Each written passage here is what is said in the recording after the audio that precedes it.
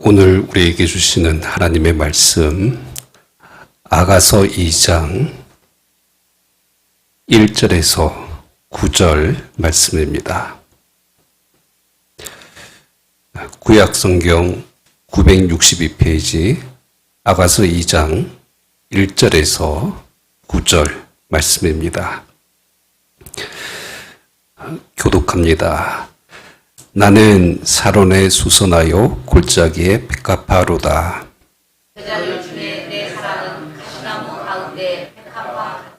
남자들 중에 나의 사랑하는 자는 숲풀 가운데 사과나무 같구나. 내가 그 그늘에 앉아서 심히 기뻐하였고 그 열매는 내 입에 달았도다. 그가 나를 인도하여 잔치집에 들어갔으니 그 사람은 내 위에 기뻐하기로구나. 너희는 건포도로 내 힘을 돋고 사과로 나를 시원하게 하라. 내가 사랑함으로 병이 생겼음이라. 그가 왼팔로 내 머리를 보이고 오른팔로 나를 안는구나.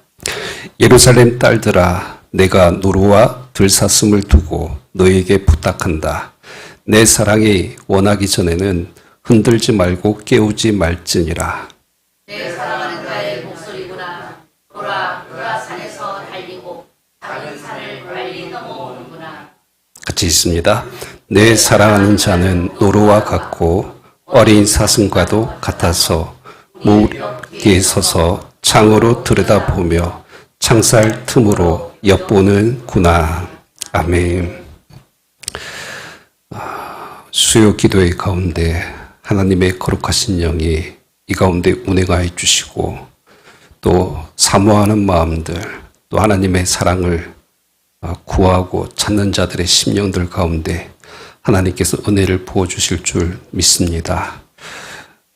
우리의 나태하고 또 게으른 믿음의 모습들 또 식어져 버린 그 첫사랑의 뜨거운 마음들을 말씀을 통하여서 회복할 수 있도록 은혜 내려 주시옵시고 이 아가서 말씀을 통하여서 다시 한 번 더 하나님의 사랑 안에 거하는 우리 세대의 성도들 되게 하여 주시옵소서. 예수 그리스도의 이름으로 기도하옵나이다. 아멘. 오늘은 아가서 2장 말씀입니다. 지난주 이제 아가서 1장에서 그러니까 사랑에 빠진 한 남자 또 한 여자의 이야기, 솔로몬과 술람미 여인의 이야기를 우리가 계속해서 살펴보고 있습니다. 여러분, 사랑에 빠진 그 연인들의 가장 큰 특징이 뭐였습니까? 이 눈에 콩깍지가 씌이는 거죠. 그러니까 모든 것들이 다 사랑스러워요. 그러니까 심지어 뭐 상대방의 그 단점과 부족함도 다 아름답게 보이고 이제 매력적으로 보이는 것이 지난주 1장에서 신부의 고백 또 신랑의 고백 이제 이 내용을 통해서 우리가 볼 수가 있었습니다. 뭐 술람미 여인은 피부가 까맸죠. 그래서 그러니까 이것이 원래 선천적으로 흑인이라는 개념이 아니라 어떤 이유라고 말씀드렸습니까?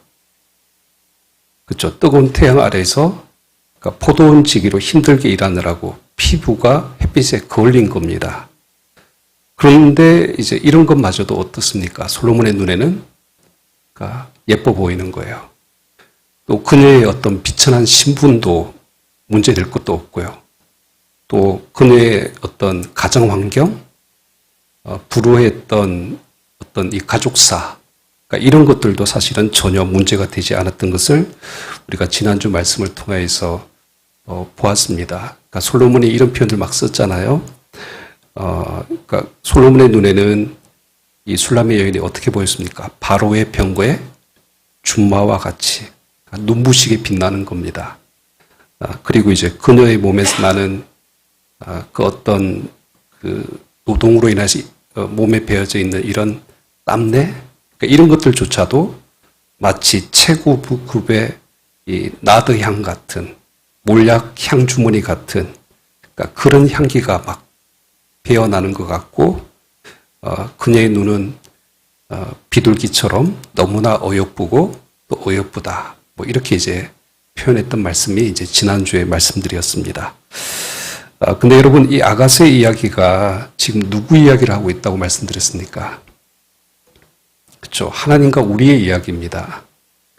그러니까 하나님 앞에 우리는 이 술람의 여인처럼 정말 사랑받을 만한 어떤 이유나 조건이나 자격이 없어요.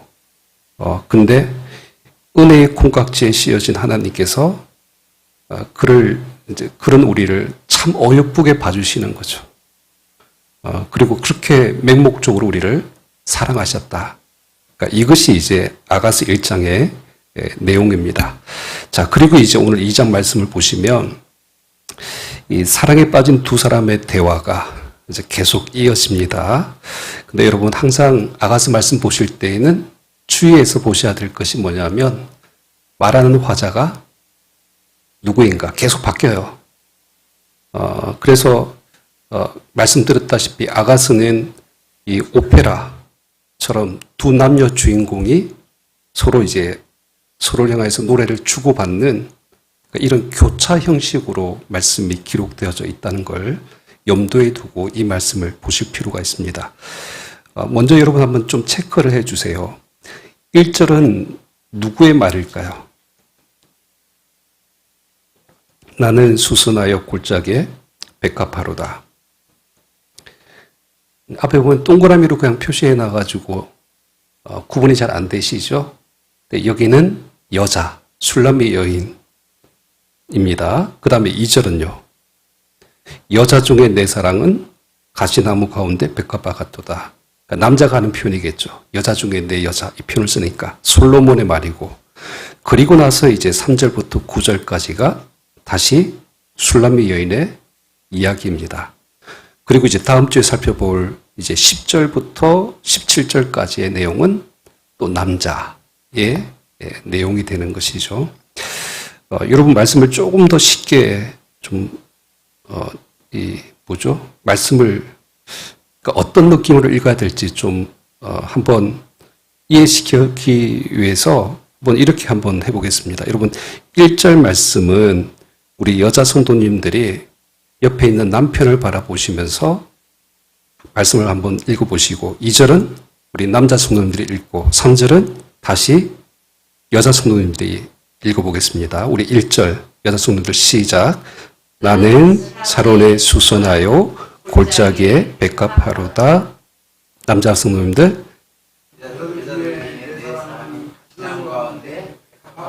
다시 여자 성도님들 남자들 중에 나의 사랑하는 자는 숲풀 가운데 사과나무 같구나. 내가 그 그늘에 앉아서 심히 기뻐하였다. 그 열매는 내 입에 달았도다. 아멘. 어떻습니까? 느낌이 좀 오십니까? 막 오글거리시죠 지금. 그러니까 이 두 남녀의 이 뜨거운 그 연정, 그 다음에 서로에 대한 그 애끓는 감정들이 그러니까 이런 식으로 이제 노래로 표현이 되어주고 있습니다.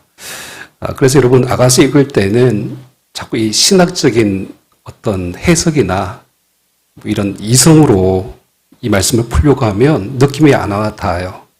그래서 최대한 사랑의 눈빛을 가지고 내가 과거에 가졌던 그 사랑의 어떤 마음을 가지고 이 말씀을 읽어 내려가면 비로소 이제 보이는 것들이 좀 있습니다. 자, 말씀을 이제 보세요. 1절 말씀해 보시니까 술람의 여인이 먼저 이렇게 말합니다. 나는 샤론에 수선하여 골짜기에 백합화로다. 그러니까 이 술람의 여인이 자신을 뭐라고 표현하고 있어요? 그쪽 꽃의 이미지예요. 수선화, 백합화를 가지고 비유하고 있습니다. 근데 여러분 이 말씀이 많은 사람들이 오해를 합니다. 왜냐하면 우리가 방금 불렀던 찬송가 89장 때문에 가사가 어땠죠? 샤론의 꽃 예수 나의 마음에 예수 샤론의 꽃 나의 마음의 사랑으로 비소서. 이 찬양 때문에 굉장히 예쁜 꽃으로 생각합니다. 근데 그런 의미가 아니에요. 여기 샤론은 어디냐면 여러분 지중해 보시면 이 요바에서부터 갈멜산까지 이르는 그 지형에 샤론 평야라고 있어요. 평원, 평지. 이곳이 샤론 평야입니다. 그리고 여기 우리말에 보면 여기 수선화라고 지금 번역되어져 있는 이 단어가 핫바첼레트라는 단어인데 어떤 곳인지 정확하게 알 수가 없어요. 대부분 영어 성경은 이 단어를 어떻게 표현하냐면 로즈 오브 샤론, 샤론의 장미꽃이라고 이렇게 표현하고 있습니다. 또 70인 번역본에 보면 그냥 꽃이라고만 이야기를 하고 있고 대부분 우리 한글 성경에 보면 여기 수선화, 여기 백합은 한자어죠. 그 우리나라 백합의 말이 뭐죠? 나리꽃인가요? 예, 그렇게 번역되어지기도 합니다. 그러니까 이렇게 좀 번역이 된 이유가 있는데 지금도 여러분 샤론평원에 가면 가장 흔하게 볼 수 있는 꽃이 있는데 바로 이 꽃입니다. 앞에 화면에 보시면 이 바다수선화라는 꽃인데 어때요? 백합처럼 보이죠? 수선화처럼 보이시죠? 그래서 이제 우리말로 그렇게 번역이 된 것 같습니다. 근데 정확하게 어떤 꽃인지는 알 수가 없어요. 하지만 분명한 것이 뭐냐면 지금도 이 샤론평야, 이 팔레스타인 땅에 딱 가면 가장 쉽게 볼 수 있는 아주 흔하디 흔한 꽃 중에 하나입니다. 예수님께서도 이런 표현을 하셨잖아요. 마태복음 6장 28절에 보면 들에 백합화가 어떻게 자라는가 생각하여 보라. 수고도 아니하고 길쌈도 아니하리라. 그러니까 그런 꽃입니다. 그냥 들에 있는 많은 수많은 꽃들 중에 하나입니다. 그러니까 여기서 나는 샤론의 수선하여 이 골짜기에 백합하다라는 이 말은 어떤 뜻이냐면 자신은 이 야생에 자라고 있는 그 수많은 들꽃들처럼 그냥 너무나 평범하고 너무나 수수한, 그러니까 너무 흔하기 때문에 사람들에게부터 관심조차도 받지 못하는 그러니까 그런 존재입니다. 라는 이 표현을 지금 하고 있는 것이죠. 나는 별거 아니에요. 보잘것없는 인생입니다. 이렇게 지금 이 표현을 지금 통해서 하고 있는 겁니다. 자, 그럴 때에 이제 2절 말씀을 봐주세요. 이 술람미 여인의 말을 들은 솔로몬이 화답을 합니다. 우리 2절 말씀 같이 읽습니다. 시작. 여자들 중에 내 사랑은 나무 가운데. 자, 솔로몬도 이 술람미 여인을 백합화라고 말은 합니다. 근데 그 백합화가 어떤 백합화예요? 자, 가시나무 가운데 백합화. 이 뜻은 그럼 뭘까요? 마치 이런 겁니다. 수많은 여인들이 있겠죠. 그들은 다 솔로몬의 눈에 어떻게 보일까요? 가시나무 같은 존재들이에요. 아무런 가치도 없는 존재들. 내 사랑하는 여자 외에는 나머지 여자는 다 가시나무인 거예요. 그러니까 가시나무는 말 그대로 어때요? 가시가 있잖아요. 찔리죠. 가까이 가기 싫다. 또 이런 의미일 수도 있을 것 같습니다.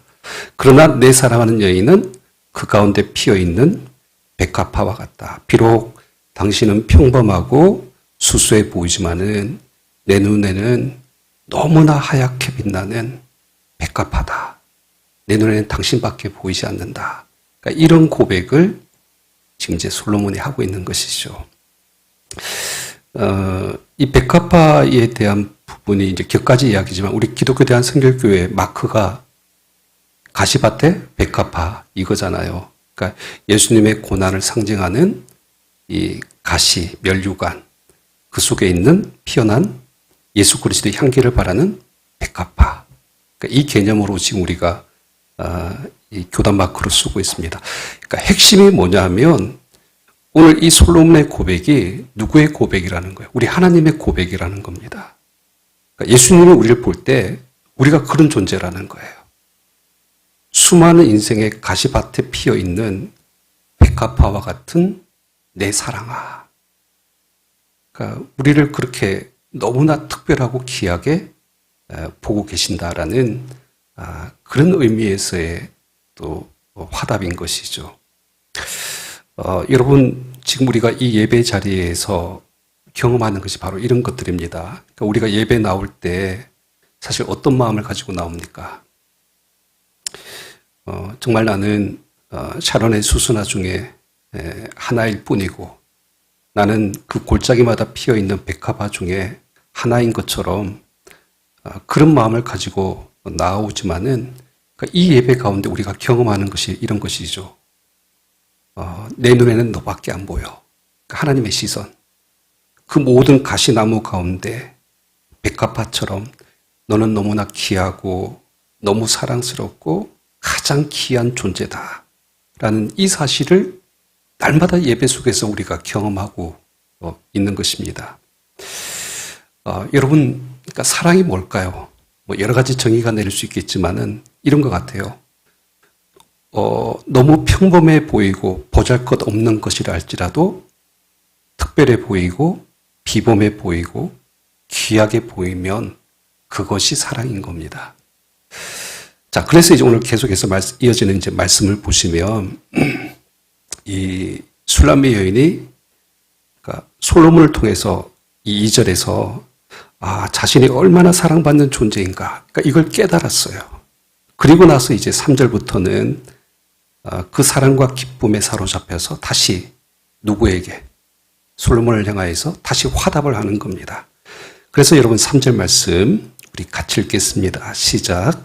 남자들 중에 나의 사랑하는 자는 숲 가운데 사과나무 같고 내가 그 그늘에 앉아서 심히 기뻐하였고 그 열매는 내 입에 달았다. 아멘. 자, 2절에서는 솔로몬이 여자들 중에 내 사랑은 이란 표현을 썼잖아요. 그랬더니 술람미 여인이 뭐라고 이야기합니까? 남자들 중에 나의 사랑하는 자는 이라고 이렇게 말을 딱 그대로 받는 겁니다. 그러면서 이제 뭐라고 하냐면 아까 가시나무 가운데 백합화라고 표현했는데 여기서 이제 뭐라고 이야기합니까? 숲풀 가운데 사과나무 같구나라고 그렇게 또 말씀을 받습니다. 여러분, 여기 숲풀은 누굴까요? 그러면 그렇죠. 솔로몬을 제외한 모든 남자들이겠죠. 근데 이 숲풀이라는 단어도 좀 히브리어로는 정확한 개념이 이 야르라는 단어를 쓰고 있는데 우리말은 지금 숲풀로 했지만은 공동 번역과 새 번역 성경에 보면 나무, 잡목 이렇게 지금 번역이 되어져 있기도 합니다. 그러니까 마치 이런 겁니다. 그러니까 솔로몬 외의 모든 남자들은 잠깐 이 무성하게 자라다가 이 마르고 시들면 그 아궁이의 땔감으로 사라지는 그런 잡목과 같은 하찮은 존재라는 거예요. 하지만 이에 반해서 솔로몬은 어떻습니까? 사과나무다. 여러분, 사과나무 어떤 지금 이미지가 딱 떠오르세요? 여러 가지를 지금 말씀 속에서 우리가 볼 수가 있는데 여러분 혹시 사과꽃 보신 적 있으세요? 보셨죠? 이 사과꽃의 꽃말이 뭐냐면 이 명성, 유혹 이제 이런 뜻을 가지고 있더라고요. 그만큼 이 예쁠 뿐만 아니라 향이 사과꽃 향이 굉장히 진하고 향기롭다. 이런 의미일 수 있습니다. 또 사과는 사실은 한번 이렇게 나무가 자랐다가 이렇게 시드는 나무가 아니죠. 잎이 무성하고 계속해서 열매를 맺는 그 유실수예요. 그냥 한번 피었다가 지는 그런 덜풀이 아니라 계속해서 끊임없이 열매를 맺고 또 열매를 맺는 그 나무라는 것이죠. 그리고 이제 그 열매의 맛은 어떻습니까? 그렇죠. 너무 달콤하고 맛있는 겁니다. 그래서 이 술람미 여인이 솔로몬을 그와 같다라고 이야기합니다. 근데 여러분 성경에 보면 사실은 사과라는 열매가 자주 언급되지는 않죠. 그러니까 대부분의 이 성경의 본문에 나오는 이 타푸아흐라는 이 단어가 사과라는 단어로 지금 번역되어지고 있는데 거의 성경에 안 나와요. 왜냐하면 여러분 우리나라에서도 사과가 나는 곳이 분산은 사과 잘 못 보셨죠. 그러니까 기후가 안 맞는 겁니다. 마찬가지로 이 팔레스타인 지역 같은 경우에는 덥고 건조한 기후가 있기 때문에 사과 재배가 적합하지 않아요. 그래서 저 갈릴리 이 위쪽에 있는 골란공원이라는 쪽에 보면 그나마 물이 많고 수풀이 우거져 있는 곳이 있기 때문에 거기에서 사과가 많이 나기도 합니다. 그러니까 아마 이 솔로몬 때의 사과는 정말 보기 힘들었을 거예요. 그래서 그 당시에는 어떤 과일일까요? 요즘도 뭐 우리나라 금사과라고 이야기하는데 여기는 뭐 다이아몬드 사과 같은 경우이죠. 볼 수가 없어요. 그래서 여러분 잠언 25장 11절 말씀에 보면 경우에 합당한 말은 아로새긴 은 쟁반 위에 금사과 같다라는 표현을 쓰잖아요. 그러니까 은쟁반도 참 귀한 것인데 그 위에 사과인데 또 어떤 사과예요? 금사과. 그만큼 귀하다. 이 표현을 지금 여기서 쓰고 있는 그런 의미입니다. 그러니까 결국 이 솔로몬이 내 사랑하는 자는 가시나무에 백합하다라는 이 말의 슐라미 여인이 어떻게 받았다는 거예요. 그렇죠. 당신은 정말 너무 드물고 귀한, 너무나 존귀한 그런 존재이다. 그러니까 이거를 지금 나타내고 있는 것이죠. 이 대화가 어떤 식으로 이어지는가를 잘 보시면 마치 이런 겁니다. 하나님께서 그런 말씀을 하셨잖아요. 나를 존귀 여기는 자를 내가 존귀 여기고 나를 멸시한 자를 내가 멸시하리라. 그러니까 하나님과 우리의 관계 속에서 이런 사랑의 말들이 계속 대화가 주고받는 이런 대화들이 이어지고 있는 겁니다. 그러니까 최고의 극찬을 하고 있어요. 그러면서 이 술람의 여인이 그 다음에 그 3절에 보면 뭐라고 또 이야기합니까? 내가 그 그늘에 앉아서 심히 기뻐하였고 그 열매는 내 입에 달았도다. 자, 그 사랑하는 사람과 함께 있을 때 그 그늘에 앉아 있다는 이 표현은 어떤 느낌일까요? 그렇죠. 팔레스타인 기후를 생각하시면 그 사과나무 아래에 있다는 이 표현을 생각해 보시면 그 그늘 안에서 내가 쉼과 안식을 누리고 있고 그 열매가 내 입에 달았다. 그러니까 그 달콤한 사랑과 기쁨을 내가 당신과 함께 너무나 충만하게 누리고 있습니다. 이 표현을 지금 하고 있는 것입니다. 자, 그리고 이제 오늘 4절 말씀, 아마 5절까지 말씀만 보면 될 것 같긴 한데, 자, 4절도 보세요.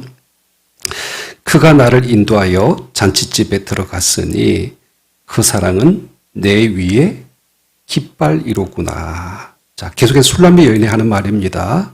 자, 그가 나를, 그러니까 솔로몬이 이 술람의 여인을 어디로요? 잔치집으로 인도하여 들어가게 했다라고 표현하고 있는데, 그러니까 여기 잔치집이라는 말이 좀 왜 이렇게 번역이 됐을까 싶긴 한데, 원래 이 베트 하이아인이라는 단어인데, 벳이 집이잖아요.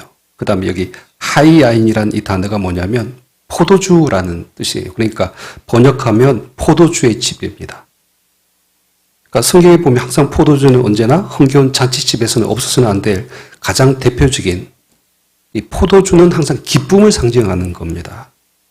그래서 여기서 단순하게 이 잔치집은 뭐 이 솔로몬 왕이 베푼 궁궐의 연회장이나 뭐 이런 잔치를 말한다기보다는 지금 이 술람의 여인이 누구와 함께 있어요? 그러니까 이 솔로몬과 함께 있는 거예요. 그러니까 그로 말미암아 누리는 큰 기쁨. 그러니까 이걸 지금 잔치집에 인도하여서 들어가게 했다. 이 표현으로 지금 비유하고 있는 겁니다. 자, 그런데 그 다음 말씀이 더 중요해요. 아까 우리 3절에서 보면 그 사랑하는 사람과 있을 때 그 그늘 안에서 안식과 쉼을 누리면서 이 참 달콤한 사랑을 나누는 이 모습을 이야기했는데 이제 4절에는 뭐라고 이야기합니까? 그 사랑은 내 위에 깃발이로구나. 여러분, 이 깃발의 의미는 뭘까요?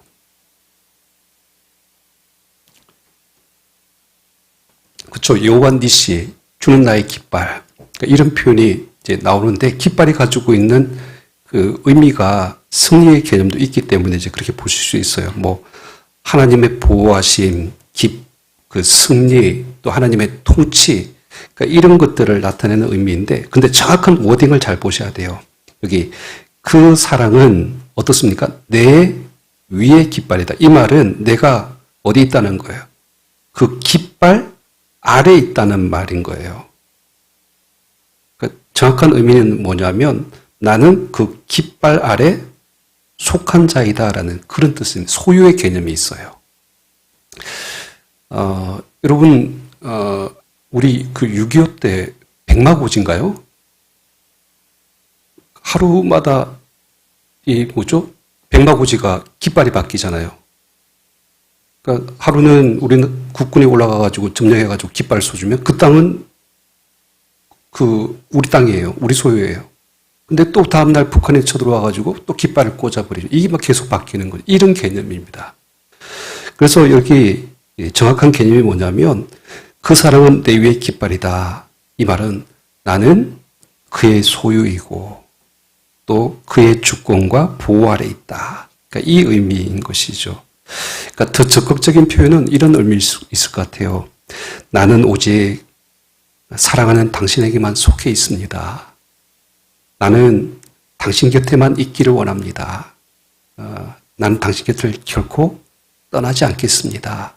그러니까 이런 이제 의미로서의 표현이라고 할 수가 있는 것이죠. 그러니까 사랑하니까 같이 있고 싶은 건 당연하겠죠. 그리고 그 사랑 안에 머물고 싶은 마음, 떠나고 싶지 않은 마음, 계속 그 안에서 함께 있고 싶은 이 마음이 그 사랑은 내 위에 깃발이로구나라는 이 표현으로 지금 쓰여지고 있습니다. 자, 그리고 이제 오늘 5절 말씀도 봐주세요. 너희는 건포도로 내 힘을 돕고 사과로 나를 시원하게 하라. 내가 사랑함으로 병이 생겼음이라. 자, 이 술람의 여인이 얼마나 그 사랑에 흠뻑 젖어 있는지 자신의 상태를 뭐라고 이야기하고 있어요? 병이 생겼다라고 이야기하잖아요. 그러니까 이 병은 어떤 병일까요?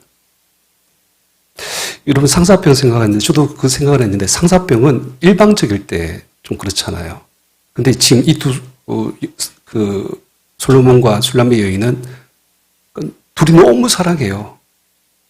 근데 이 안달이 나 있는 거예요. 그래서 병인 거예요. 이 서로 병인 겁니다.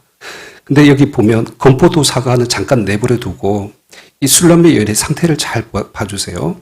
그러니까 얼마나 사랑했으면 그러니까 기력이 다 쇠했어요.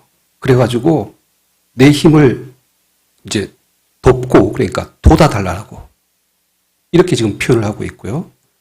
또 몸에는 막 몸에 열이 나요. 막 목이 타들어가는 것 같아요. 그래서 어떻게 해요? 나를 시원하게 해달라고 이야기합니다. 그러면서 이제 너희는이라고 지금 표현하고 있는데 이 예루살렘의 이제 처녀들에게 뭐라고 이제 이야기를 하냐면 처방이죠. 건포도하고 뭘 달라는 거예요? 사과를 지금 나에게 달라는 겁니다.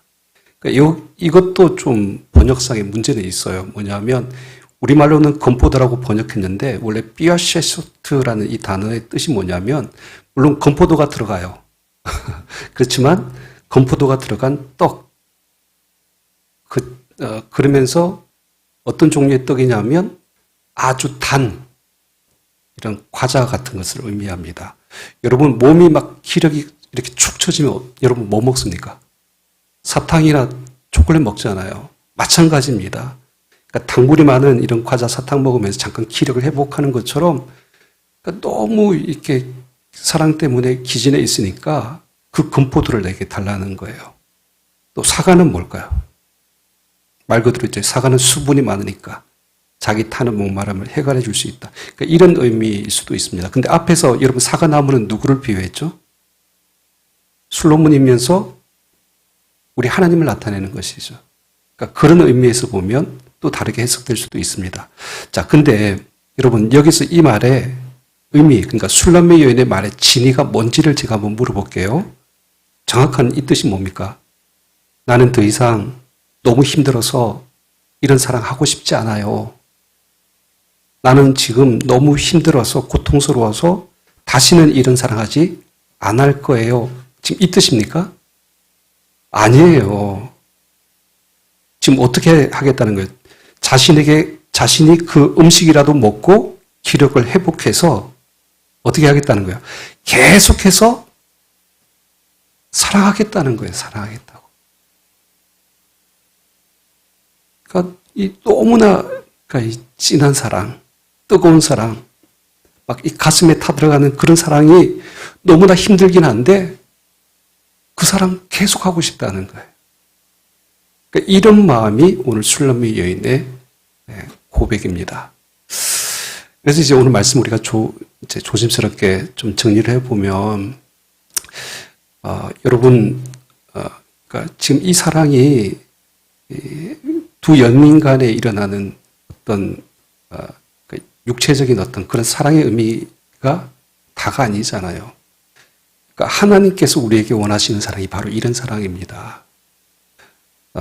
정말 하나님의 사랑 앞에서 우리 3절 말씀에 나눴던 것처럼 하나님께서 가장 우리를 귀하고 존귀하게 사랑하셨던 것처럼 우리도 하나님을 가장 귀한 분으로 그렇게 여겨주는 그런 사랑, 그리고 우리가 4절 말씀에 나눴던 것처럼 그 사랑 안에서 속하고 싶은, 머물고 싶은, 그러니까 이런 마음들.